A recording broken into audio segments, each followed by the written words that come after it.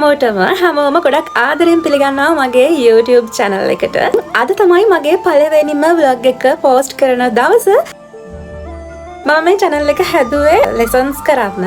ඒ වුණාට channel එක ඔයාලා අතරට ගේන්න ඕන නිසා මම දැනට මගේ personal day vlogs තමයි මගේ channel එකෙන් දාන්න බලාපොරොත්තු වෙන්නේ. මේ ඉරිද දවසක උදේවරුව ගත වෙන විදිය. ඉතින් අපේ hostel room එකකනේ ඉන්නේ. උදේ නැගිට්ට ගමන්ම ලස්සනට room එක අස් කරලා ඇඳ එහෙම හදා ගන්නවා. මේ තියන්නේ අපේ washroom එක. Get ready, study with me. ඇත්තටම ළමයි self love කියලා කියන්නේ මම ගොඩක් ආස දෙයක්. මම කැමතිම cucumber face toner එක, ඊළඟට aloe vera gel එක, මේක Vaseline එකේ lip balm එකක්. ඊළඟට මගේ frizzy hair. ඇත්තටම ළමයි ඔයාලා දන්න කොණ්ඩේ වැවෙන්න හොඳ ට්‍රීට්මන්ට් තියනවා නම් මට කියන්න. මම හරි ආසයි දිග කොණ්ඩේකට. මම මගේ තිබුණ curly hair එක rebonding කරන්න ගිහිල්ලා damage වුණා. ඒ කොණ්ඩේ මම සම්පූර්ණයෙන්ම කපලා අයින් කරා. දැන් තියෙන්නේ මගේ ස්වභාවික කොණ්ඩේ. මම හිතාගෙන ඉන්නේ වතුර බිව්වම ලස්සන වෙනවා කියලා. ඒකයි මේ හැම වෙලාවෙම වතුර බොන්නේ.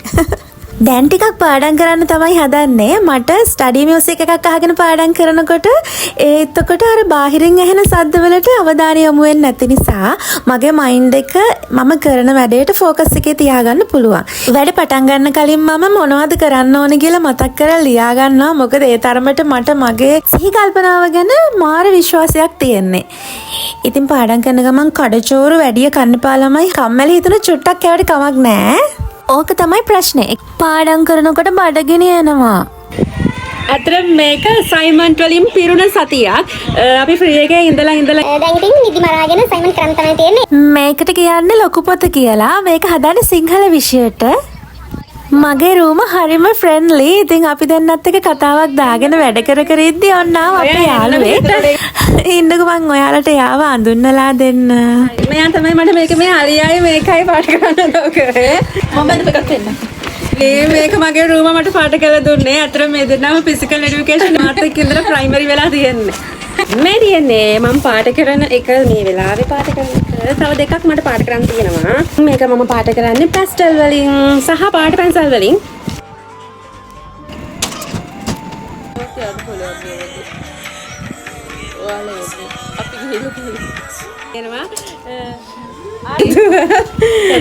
එයා ඇවිල්ලා තියෙන මාව දැන් මියුසික් රූම් එකට එක්කන් යන්න. හෙටත් මේ අසයින්මන්ට් එක දෙන්න වෙන්නේ නැහැ.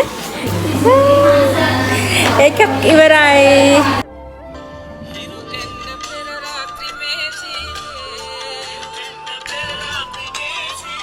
දැන් රෑ වෙලා ඒත් වැඩවල නම් ඉවරයක් නෑනේ.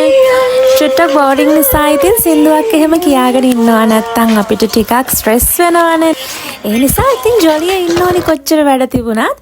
ඉතින් මේ දවස් ටිකේම ගොඩක් රෑ වෙනකන් වැඩ කරා අපි. මේ දවස් ටිකේ මේක විතරක් නෙවෙයි තව ගොඩාක් අසයින්මන්ට් අපිට ලැබිලා තිබුණා කම්ප්ලීට් කරන්න. මේක තමයි ලියන්න තියෙන්නේ. මේක අන්තිම කොටස. මට ඉස්කෝලේ යන කාලේ තිබුණේ හරිම කැත අකුරු.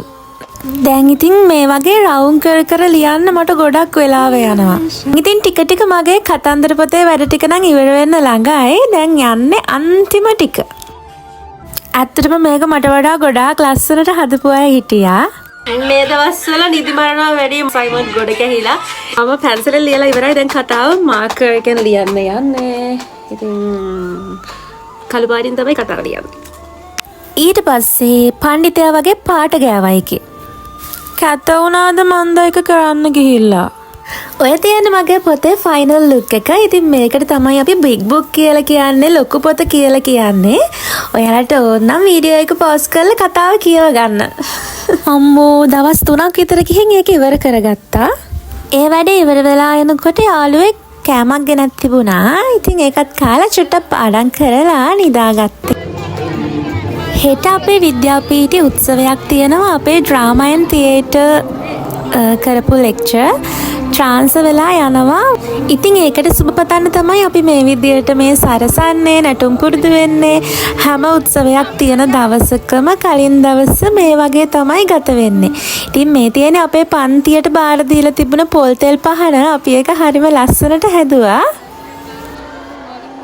මේ ඊට පස්සේ දවසේ උදේ ඉතින් අපි උත්සවයට ඕන කරන දේවල් ටික ලේස්ති කරගන්නවා. ඉතින් හැමදාම උත්සවයක් තියෙනකොට ඕක තමයි තියෙන තත්ත්වය. ඉතින් ලේස්ති වෙලා යන්නේ මේ උදේම උපහාර ගීතය ගායනා කරන්න. ඊට පස්සේ මේ තියෙන්නේ උත්සවය අවස්ථාවේදී ගත්ත වීඩියෝ එකක්. මේ ඉතින් අපේ අයිටම් එක ඉවර වෙලා ඉන්න ගමන් චූටි වීඩියෝ ක්ලිප්ස් ටිකක් ගත්තා. ඒකෙන් එක මම ගත්තේ TikTok එකට දාන්න. මේක අපේ ඩ්‍රාමා ටීම් එකෙන් කරපු ස්පෙෂල් අයිටම් එකක්. ඉතින් මේක බලමුද?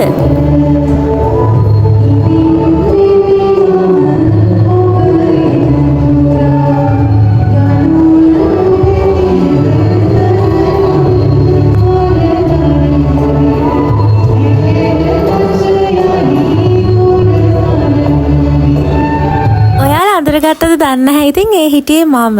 ග්ලූෂාගේ චරිත තමයි මම එතන නිරූපණය කරේ. ඉතින් වීඩියෝ එක ලස්සනයි නම් subscribe කරන්න, like කරන්න. Thank you.